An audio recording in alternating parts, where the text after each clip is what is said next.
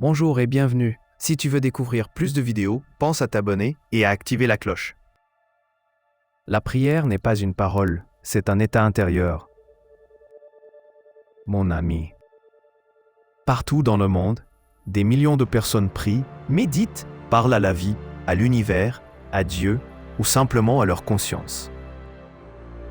Et pourtant, beaucoup ont le sentiment de ne pas être entendus. Pourquoi ? Parce que la vraie prière ne commence pas par la bouche. Elle commence à l'intérieur. Aujourd'hui, je veux te partager un enseignement simple et universel. Ce n'est pas ce que tu dis qui agit, c'est l'état dans lequel tu le dis. La confusion autour de la prière. On a souvent appris que prier, c'est demander. Parler plus fort ou plus longtemps, c'est plus efficace. Répéter, c'est insister pour exaucer. Mais les sagesses du monde s'accordent sur un point. La vie ne répond pas à la pression, elle répond à la cohérence. Quand ton intérieur est en désordre, tes paroles portent ce désordre. Ce que la vie écoute vraiment.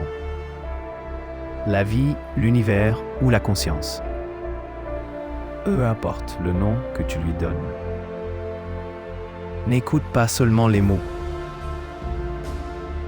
Elle perçoit ton état émotionnel, ton niveau de calme, ton intention réelle,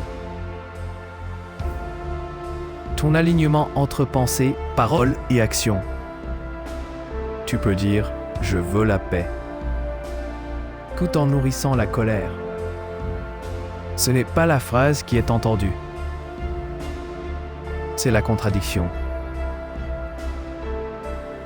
L'importance du souffle et du corps. Toutes les traditions humaines s'accordent sur ceci.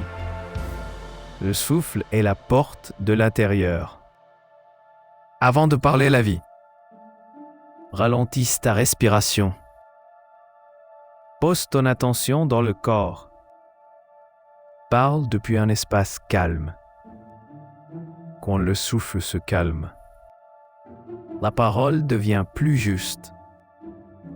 Une parole posée vaut plus qu'un long discours agité. La force du silence. Le silence n'est pas un vide. Le silence est un espace d'écoute. Après avoir exprimé une intention, 0. Fais une pause. Reste présent. N'essaie pas de contrôler. Le silence montre la confiance. L'agitation montre la peur. Souvent, la réponse vient dans le calme, pas dans le bruit. Pourquoi parfois il vaut mieux ne rien demander? Il existe des moments où